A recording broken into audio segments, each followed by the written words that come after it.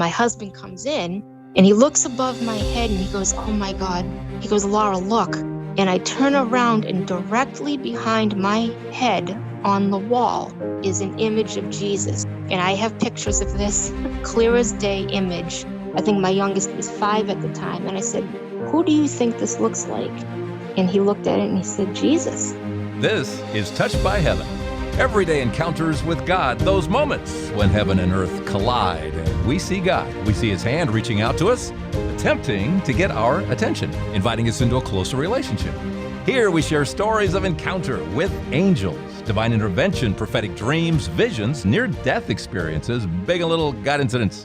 I'm your host, Trapper Jack. Welcome. So glad you're here today. We are talking to somebody pretty darn important. Well, you're pretty darn important. I'm important. We're all important.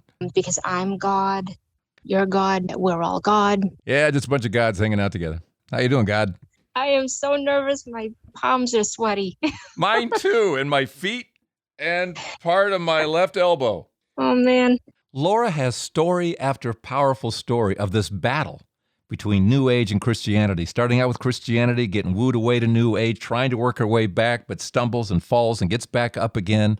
The big thing was Madonna at that time. I had been a Madonna fan, and in 98, 99 is when she came out with her whole Kabbalah, and so it looked really cool and mystical, so I looked into that, and that's what led me into New Agey stuff. Laura lives about an hour south of Boston, complete with chowder. Park the car in Harvard Yard, yeah. Laura grew up in a sort of Catholic family, although she was never baptized. I was like maybe 10, and there was a statue of the Virgin Mary, and I remember asking, "Is that Queen Elizabeth?" So she took it upon herself to research the world religions. And by age 16, she had decided on Christianity and was baptized a Catholic. I came across on EWTN, they did a show about Fatima and about Lourdes. I watched the Song of Bernadette, and it brought everything so much more current. You know, it was like I wasn't dealing with a 2,000-year-old book anymore. I was dealing with, things that happened in the last 100 years, people who said they saw Jesus or Mary. So one day somebody handed me it was a VHS tape, and it had a picture of the Virgin Mary on the front of it. And it was called something like Signs from Heaven. And me being very, Marian apparitions were one of the things that I held on to for dear life, to hold on to my faith. And within 10 or 15 minutes of this tape documentary, trying to prove that Marian apparitions were really the devil, I got hooked right in because they talked about Our Lady of Fatima. They pointed to, this is evil, this is a demon appearing. And by the time I got done watching that documentary, I was literally shaking.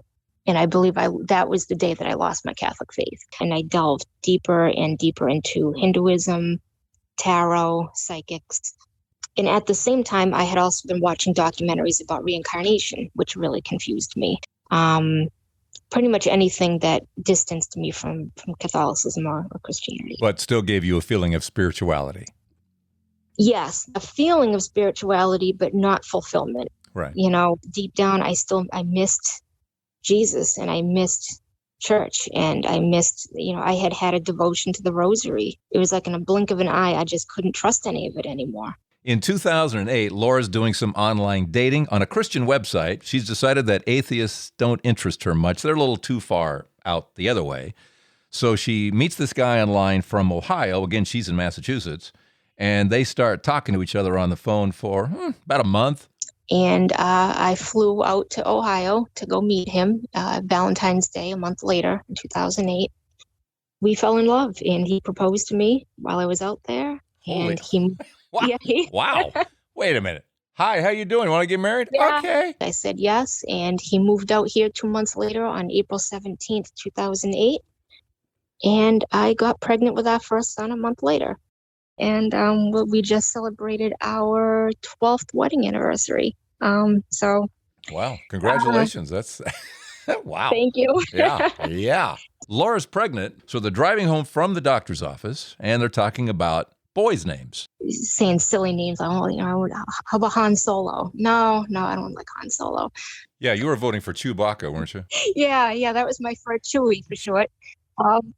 Just as we pull into the parking lot, I hear in my right ear as if a whisper, and this was an audible outside of my head.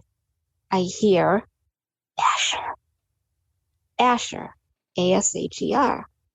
And I go, Asher? I've never even heard of that name before. And I thought I'd made it up. I'm like, I've never heard of that before. And I had already knew that I wanted Jacob to be the middle name. And I turned to my husband and I go, what do you think of Asher? And he goes, oh, I was like, yeah, I like that. I go, I think I made it up. Well, I didn't make it up because I went on Google and it was one of the 7 sons of Jacob in the Old Testament. I had no idea, and it means happy. So, and Asher is one of the happiest kid that you'll ever meet. And that whole in the ear thing, totally new, totally different. Never had that before. Yep. Nope. Ever had it since, by the way? Nope. Around this time, Laura has what she calls her first Jesus dream. There was like a long hallway ahead of me that had doors on either side. And as I'm going down this hallway, but I wasn't walking, it was like I was floating, a voice to my left said, Jesus is up around this corner to the right. I had this feeling of, oh no, uh-oh feeling, like I knew it was true. And just as he said that, I zoomed down this hallway, and to my right, there was a door. There was tremendous light. Now I call it like glory because I can't think of another word. Light just doesn't do it justice. And I remember saying to him, you're real, you're real, you're really, really real. Thank you, Jesus. Praise you, Jesus. Thank you, Jesus. And just as I said that, I woke up from the dream. That was way more than a dream. This was not your average, nightly dream. Because what it did for me was I woke up from that dream with the sense that he just showed me that he's real with a capital R. By this point, I had come across a lot of NDEs that did not have Jesus in them. And I was getting more and more confused. I was still into the new agey kind of stuff. And I was praying for truth. That was like my big thing. I just want the truth. I don't care who you are, what you are. I just want to know the truth. It was one Saturday, I remember, I had a really bad day at work. I came home from work and I was just a mess. And I just told my husband, I got to go upstairs, and I just sat on our bed and I just cried. And my husband comes in to check on me, and he says, and he just starts to say, are you okay? And, and he looks above my head and he goes, oh my God. He goes, Laura, look. And I turn around, and directly behind my head on the wall is an image of Jesus. And I have pictures of this clear as day image that stayed on my wall for a good 3 or 4 months. I actually took pictures of it with flash, with no flash, from every angle. No doubt about it, Jesus. No, it was and I'm looking at it right now because I printed out an 8x10 of it, and I framed on my wall. Wow!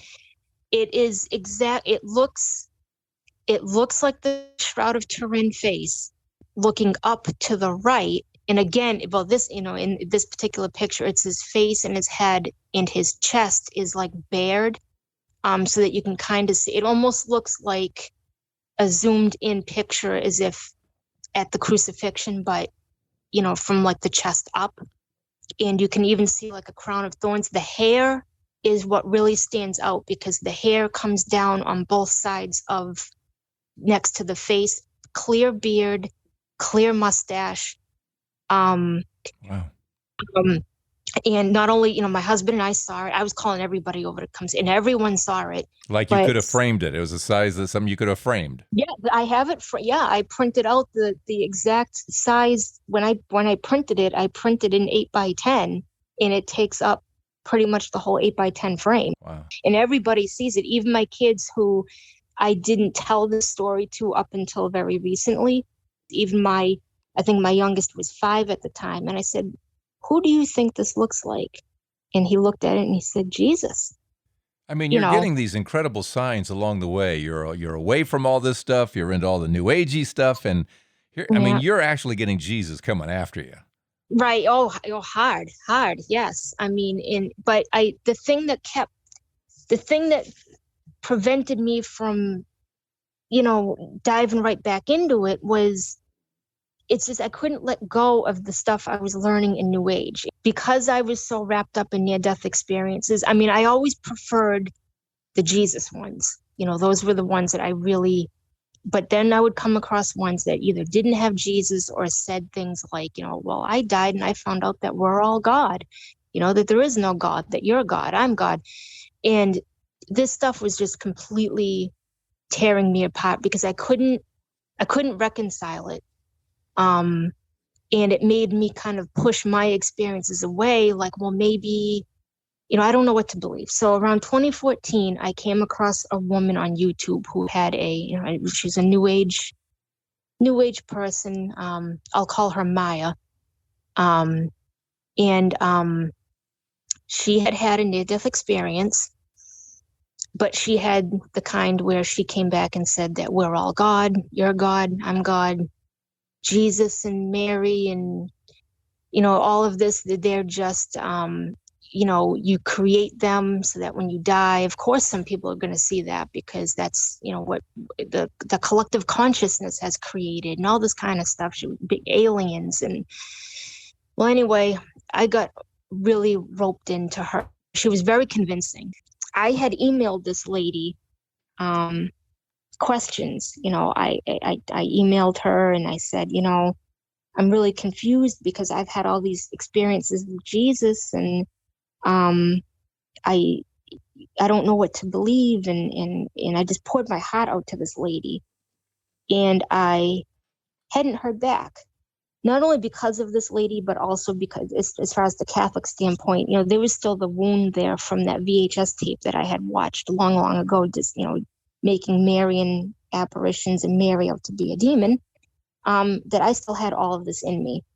And to the point that when my father was dying, they called in the priest to give last rites, and I couldn't even look at the priest. Like, he did the sign of the cross, that the whole they said the Our Father, and I felt like I was gonna vomit. Like, I just hated everything about Catholicism, everything. I took a huge box of books, all my Bibles, all my Case for Christ books, all my Surprised by Truth by Patrick Madrid books, anything that was Catholic, Christian, anything. I took that whole box out to the dumpster and I tossed the whole thing in. And despite your dream, and despite the picture on the wall, it's just not adding up. Yeah, I couldn't reconcile it, because I believed this lady. But Laura is still having this internal battle. She's missing Jesus. She's missing church. So this particular night, I said, I'm going to take those rosaries and I'm going to take this Divine Mercy image and I'm going to go downstairs. I'm going to light a candle and I'm going to say a Divine Mercy chaplet. And with everything in me, I am going to beg Jesus to show me one way or the other. Should I follow my experiences that I've had, or should I continue to follow this lady and the New Age? Because I'm driving myself nuts trying to reconcile all this. And Trapper, I'm not joking when I say I just opened my mouth to start saying the beginning of the chaplet, and my phone notification goes off that I have an email. I open the email and it's an email from that lady, Maya, the New Age lady, that I had emailed probably 7 or 8 months before this, who I'd never heard back from.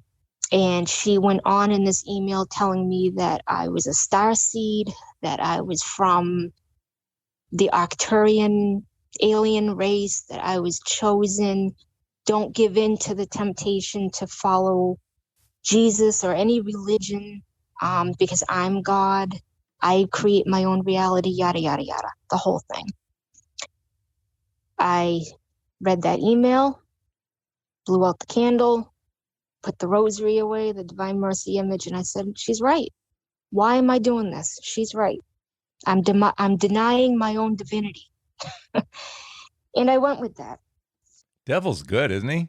Yeah, looking back, I didn't know it at the time, but looking back, what are the odds of me getting an email from this lady? I mean, this was months and months later, Yeah. 11 o'clock at night, same And God time zone. allows, and God allows for a greater purpose. I can't wait to hear where this Yes. is going Oh, you're because gonna, God allows for a greater purpose. Go ahead. yes, yes, well, you're gonna love this.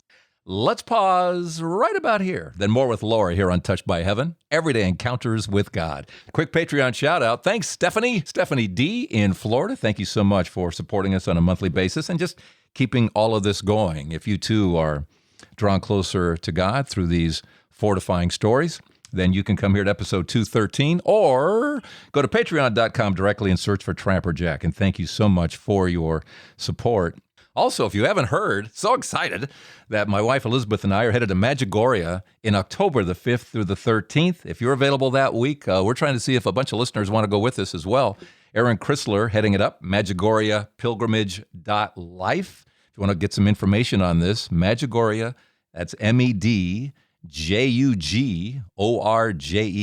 MedjugorjePilgrimage.life. Get the information, take a look at it, and see if it's right for you as well.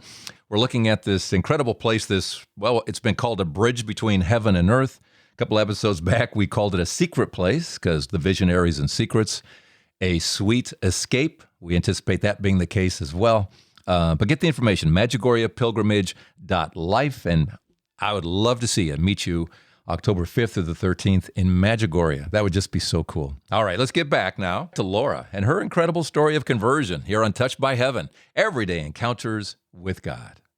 So I get deeper and deeper into depression. My husband, he couldn't find anything full-time. He had a part-time job. I wasn't able to work.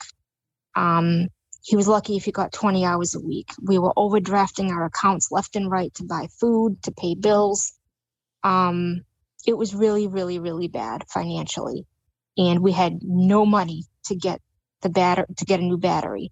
So it was like anytime we went out, we didn't know if it was going to die, if we were going to have to call AAA. I had an eye doctor appointment that's way on the other side of town. He was able to get me to the appointment. So I have my eye doctor appointment. I'm legally blind. I had cataracts when I was a kid. So I'm legally blind in my right eye, and I'm just over the border of being legally blind in my left eye. I'm done. He calls me back 2 minutes later, and he goes, the van won't start. And I go, are you kidding me? And he said, no. He goes, I can't.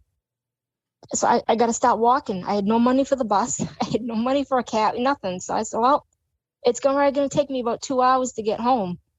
So I leave there, and I am just, between all the spiritual stuff, the confusion, the anxiety, the depression, and now this, and all this time, I have no one to pray to, because I'm being told I'm God. I can't pray to Jesus anymore. I can't, So I'm walking, and it's the hospital that my father passed away in. It's called Good Samaritan Hospital. It's a Catholic hospital. So I was probably, a few yards or whatever from the entrance to the hospital. Thunder, lightning, it starts pouring. When you go in the main lobby, to your right is the chapel, and to your left is a coffee shop. Well, I had no money for coffee.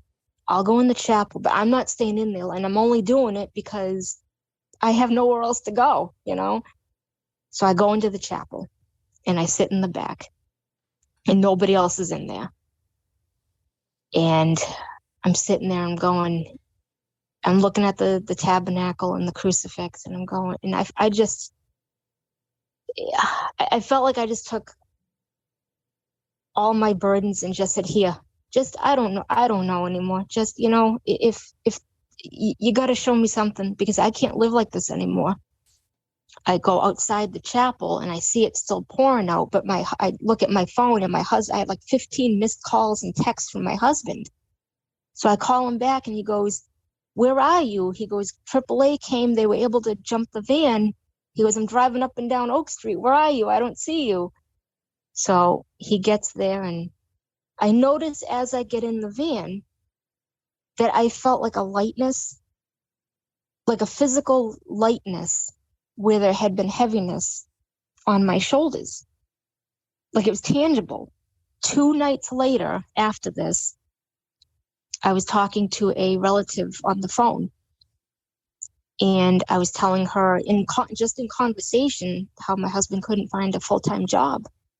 And she goes, my place just opened up a position, full-time benefits, 401k, and they could start him at almost double what he was making. She offered him that job, and he started 2 weeks later. I just prayed for the first time 2 days ago in that chapel, and now this miracle happens. I didn't make that happen. So how can I be? It was almost like God showing me, no, you're not God. You know? Yeah. I'm God, you're not. Yeah. Yes, it took him literally cornering me in that chapel, because knowing I had nowhere else to go, making the battery on the van not start that day, because, I would have just went right home that day. I wouldn't have went to that chapel that day. Was able to pull us out of a financial hole that I didn't think we were ever going to get out of. But even more important than that was it showed me his power, in that maybe there is something to this. And maybe I should, second guess all this new age stuff and the the I am God stuff and all that. So it opened me back up to at least Christianity. Started reading the Bible a little bit here and there. And then after listening to a woman's Jesus near-death experience, and she was talking about finding feathers and how that's a sign from God. I had found a random white feather on my bedroom floor out of nowhere. And we don't own anything that has feathers. I still have it. I kept that too. I'm always amazed by how many times feathers pop up in these episodes and in some sort of messaging from heaven. Well, what's the story about the time you were writing in your journal and your answer came at the door? What happened? I had just written in my journal the word anxiety. My son comes upstairs and he says, somebody's knocking at the door. So I go downstairs and I see a couple, and the man has a phone in his hand, and they were dressed nicely. And he goes, I just want to share a scripture with you. And I had a feeling that they were Jehovah's Witnesses. So he turns his phone toward me and he shows me 1 Peter 5:7. And it says, humble yourselves, therefore, under the mighty hand of God, that he may exalt you in due time. Cast your anxieties onto him because he cares for you. And he looked me dead in the eye and he says, he cares for you. And they turned around and they walked away. They didn't go to anyone else's apartment. So I came back upstairs and I was in awe, because I'm like, okay, what are the odds? I was just writing the word anxiety in my journal when these people knock at my door and they share this scripture with me, which I hadn't heard before. I come back upstairs and I sit on my bed and I was just grateful and had that feeling of awe again. And I said, thank you. Please don't ever leave me again. And I felt in my chest, I'm not the one that moves. I love that. I love that.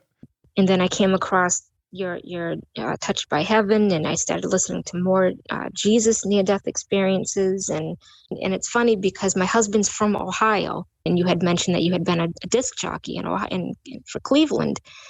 So my husband being from Cleveland, I said, I went downstairs and I go, do you ever hear of a guy named Trapper Jack? He was, oh yeah. And he rattled off, a bunch of things and your previous stations and everything. And he goes, oh yeah. He goes, and I go, well, and I was like, oh, well, you're not going to believe it. He hosts this podcast that I'm listening to, and they're all, stories about people who have had near-death experiences and heaven encounters and this and that. And so I was able to turn him on to your podcast, and he started listening to it. So it became a thing for us. He would listen to you at work, and then I would listen to you, and then we would talk about the podcast when he got home. After a while, I started seeing that, you had stories of people who, had experiences with the rosary and Medjugorje, and I couldn't listen to those. So my husband came home and he goes, did you listen to Touched by Heaven today? And I go, I don't think I can listen to that anymore. I said, he talks about Mary too much. I go, and I can't. And I didn't for 2 days. 2 nights after I said this, I had a dream. I found myself in my bed, laying down, and I see covered on my chest are glass red roses. Roses, but they were made out of red glass, if that makes sense. And I picked one up and I looked at it, and I got this, like somebody was telling me, these roses will heal your soul. And at that, I woke up from the dream. And when I woke up from the dream, I heard a voice filled with authority. Don't disrespect my mother. Don't disrespect / dishonor my mother. That day, when I got up, I started looking for all of your podcasts that had anything about Medjugorje, Fatima, Rosary, anything. I thought I would try the Undoer of Knots novena, which included in the one that I did a rosary every day. And by the end of that novena, I did feel a shift. It was just more confirmation that that's where he wanted me at. And then the last thing I will share with you happened about probably about a month and a half ago now. I was having some more, just again, the mental anguish, the anxiety and everything. And I had a really bad particular morning, and I said to God out loud in my kitchen that I'm really, really struggling right now with this anxiety. And I don't think that you can do anything about this, because unless you reach down into my brain and you fix this for me, this feels like it's just going to keep coming back. And I'm tired of struggling with this. I'm tired of struggling with the anxiety and the depression, and it comes and goes in waves, and I'm just tired. But I don't think you can do anything about it at this point. I really don't. And you would think I would have learned my lesson by now, but I didn't. And I said this out loud in my kitchen. And I got the idea that I wanted to go get my hair done. Order an Uber. So I'm waiting for the Uber, and when you order an Uber, they'll send you a notification giving the name of the driver. And the way it was spelt is Dieusseul. I had no idea how to pronounce it, but it said that they were on their way in 2 minutes or whatever it was. And I said, okay. Well, the Uber comes, and I get in, and the person says, hi, how are you? And I say hi back, and that is it. This guy didn't say 2 words to me almost the whole ride to the salon. But we get about 3/4 of the way there, and in my head, I'm praying to God silently to please do something. I know I don't know what you can do, but I know you can do something to help me, because I'm really suffering. All of a sudden, we're at a red light, and the driver turns around to me. What's your name? And I said, Laura. And to be polite, I said, what's your name? I go, how do you pronounce your name? And he said something along the lines of Diusu or something like that. And I said, oh, that's nice. He goes, yes. He goes, and it means only God. Only God. And he points up. He goes, only God can do the impossible. Only God can move mountains. And this guy talked to me about God and the goodness of God for the next 10 minutes until we got to my appointment. And I'm sitting in the back seat, my jaw's open, I got tears coming down my eyes, and I said, unreal. Only God picked me up in an Uber. Only God picked you up. I love that. So I will end it on that, Trapper. Those are my stories. Wow, what a ride. What a ride. What an Uber ride you have had. Welcome back, by the way. Welcome back.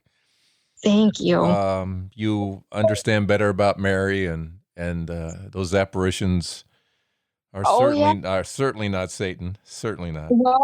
No. And that's the thing, is the more open I became, the more God opened me up to really delve into, not only Mary, and then, more into Medjugorje, which I was always kind of iffy about. But then the more I listened to, not only on your podcast, but other podcasts about Medjugorje, it was like, if this is Satan, he's doing a terrible job. We're going to Medjugorje in October.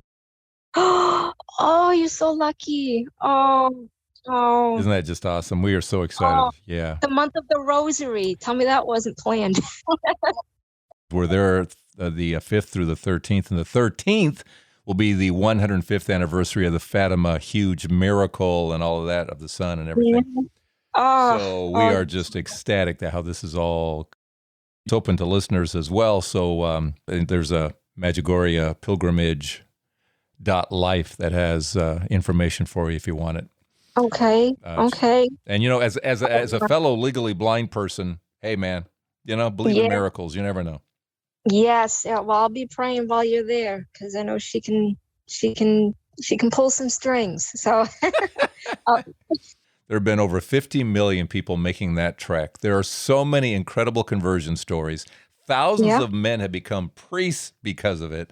I yeah, mean, it's just off the charts, plus all the miracle stories. So, plus what yeah. she preaches, the 5 stones, which is read the Bible, fast, go to confession, go to Mass, receive the Eucharist, and what's the other one? There's one more. Pray. I think pray. Go to. Pray the Rosary. If I didn't mention pray the Rosary, yeah. Yeah. And if that's Satan talking, well, you just keep talking, Satan. That's all I got to Right. say. Yeah. I mean, I've listened to so many interviews with Mariana, and I had actually seen Yvonne, one of the visionaries, actually lives half the year in Boston. In the late '90s, early 2000s, I was able to go to a couple apparitions with him. So, yeah. Yeah, and we're staying with Maria while we're there. We're staying with her. Oh, nice. Yeah. At her Oh, her mini hotel, whatever you want to call those things, yeah. So after all of this, after all we've just heard, what's your takeaway? What is God trying to say to us here? You know, when you really don't feel like he's there, and he'll prove it to you. I constantly, when I go through these bouts, I am constantly saying, I don't know how you can help me right now, but I know that you can. And, he's the God of the impossible. And I've also come across a quote that says, life is a series of crosses meant to push us in the right direction. And I think my cross with my anxiety and depression, they're constant crosses or thorn in my side, as Paul would say, that are constantly pushing me to go to God, to go to Jesus, to, go to confession, go to Mass, that I am not God. The fact that I'm sharing these stories, I think my 25-year search, it's officially come to an end because, like it says, when the search ends, when sharing begins. That's beautiful. We're all blessed by you. And those who dabble into the New Age, I hope they hear you.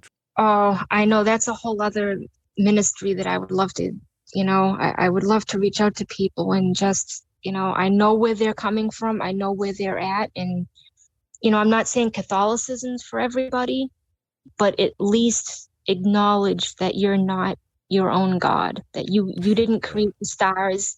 You didn't create anything, you were created by a loving God, that if you just, like Jesus told Saint Faustina, if you open the door to your heart just a little bit, with trust and surrender, he'll show you. God bless you, Laura. This has been tremendous. Thank you. This is going to help a lot of people. You're touching a lot of people today. I hope so. Thank you too for all that you do, because this podcast has helped me tremendously in this journey. It was really a big player in turning me back around. Thanks, Laura. There's the battle in a nutshell. You have the I'm God, you're God, we're all divinity, versus the truth, which is he's God, I'm not. He's the creator, I'm the created, and there's the battle. But there's Jesus, just keeps coming back again and again. Go to Matthew 28:20. I am with you always. And he just kept coming back in a dream. He kept coming in a picture on a wall, in an Uber driver, just over and over again. I am with you always, and just continually offering himself to us until hopefully the light bulb goes on, and then we're all in with Jesus. And Mary too, of course, and Mary too. Wow. So what's your story? Let me know here at touchedbyheaven.net. While you're here, click on the Stay Informed button. Thank you for your support through Patreon. You click here through episode 213 or go to patreon.com directly. Also here at episode 213, you'll see a link to a download or a CD Mary, his messenger, to explain Mary in a more complete way. Take a listen to that. All right. See you next week. I'm Trapper Jack, and this is Touched by Heaven, Everyday Encounters with God, reminding you. Only God can do the impossible. Only God can move mountains. Only God picked me up in an Uber.